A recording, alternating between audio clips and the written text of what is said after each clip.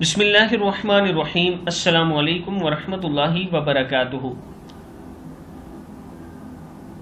عابد راجہ channel کی طرف سے آج میں اپنے دوستوں کو رسول اللہ صلی اللہ علیہ وآلہ وسلم کا ایک بہت ہی پیارا فرمان بتاؤں گا۔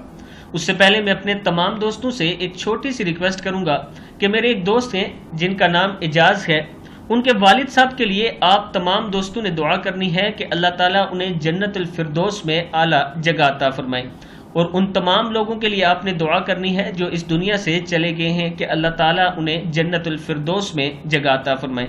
تو شروع کرتے ہیں۔ بسم اللہ الرحمن الرحیم۔ رسول اللہ صلی اللہ علیہ وآلہ وسلم نے فرمایا، 7 گناہوں سے جو تباہ کر دینے والے ہیں بچتے رہو۔ صحابہ کرام نے پوچھا، یا رسول اللہ صلی اللہ علیہ وآلہ وسلم وہ کون سے گناہ ہیں؟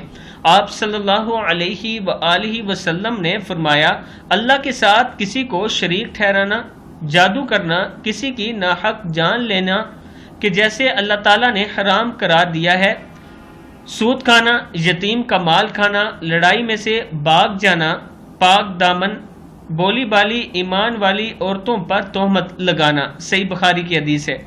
یہ وہ 7 گناہ ہیں جن سے آپ نے بچنا ہے۔